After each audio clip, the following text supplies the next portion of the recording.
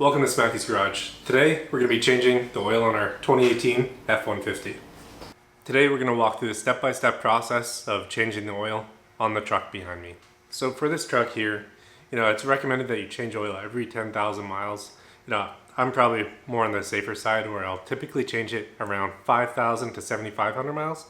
I think right now I'm probably really close to that 7,500 mile mark. So it's about time that I change oil. The truck behind us, the 5-liter V8, takes about 8.5, I think it's actually 8.8 quarts of oil in the engine. So what I've gotten is I've gotten 2 jugs of oil that I'm going to be using that are 5 quarts each. Changing the oil, I'm going to end up using the Motorcraft oil.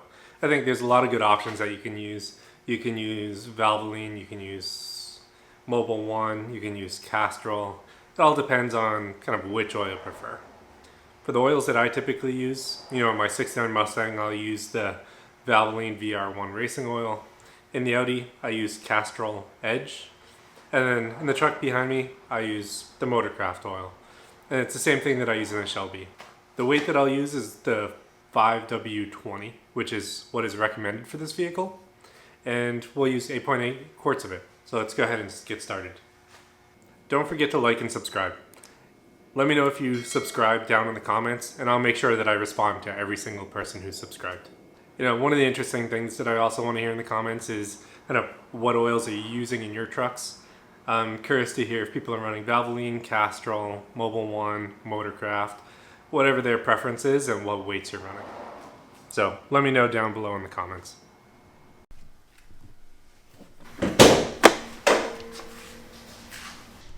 So the latch to get into the vehicle is right under here. You just push it to the side, to the left, and then you lift.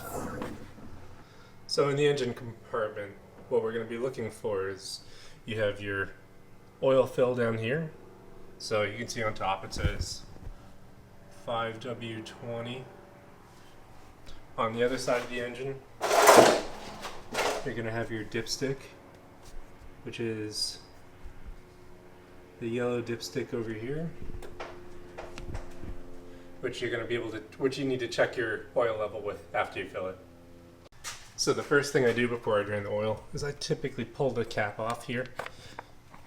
I have the engine a little bit warm so it'll drain easier, but take that cap off so there's no vacuum created and it can quickly drain out.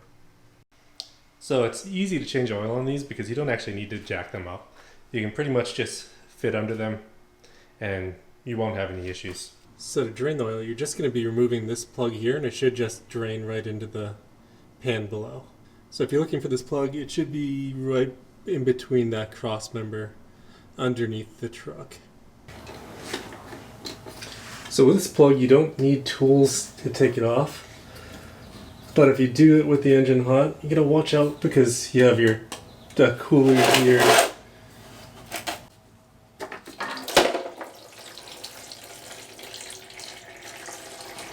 One thing you're going to notice is how much of a mess that it actually leaves the oil on the floor. For this, there isn't a real easy way to drain it, so make sure you have some sort of rag there to catch it.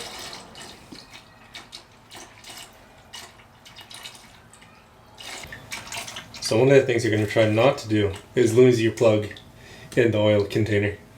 Alright, now that that's draining, I'll let it sit until it stops draining out. Alright, let's find that plug. Alright, so here's the plug. You can see it's a simple half-turn, quarter-turn plug that goes into the vehicle. It's been pretty reliable for all throughout my oil changes so far. So you just stick it in, twist it, and then these will line up and it'll hit a hard stop and you'll know it's in place. So now that I've gotten it out of the oil pan, let's go ahead and get it back in place. So I'm going to put this back in place. Simply putting it on, pushing it in, and then right back in place. No tools required. Alright, so the next piece I'm going to be replacing is the oil filter. So you can see it down there. Now it's that white can down at the bottom right there. So I have a replacement and I'm just going to take that off now. gonna see if I can get it without tools, and if I can, great. If I can't, then I'll have to use a wrench to pull it out. Alright, so there's the filter.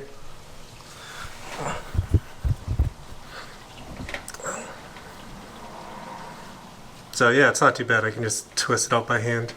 You know, make sure you have your pan underneath because it's gonna drip some more oil.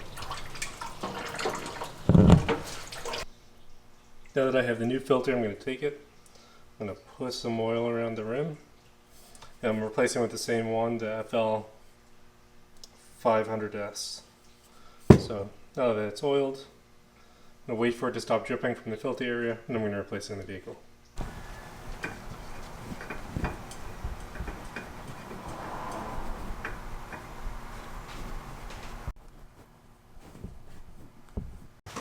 Alright, now we're going to attempt not to spill it as we fill up the 8 quarts.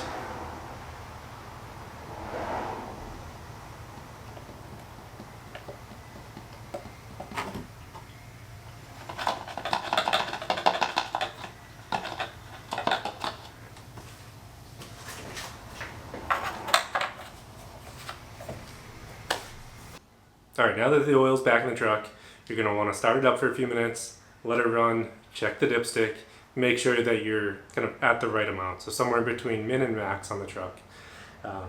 You know, I usually find it takes around 8, maybe 8.5 quarts when I refill it.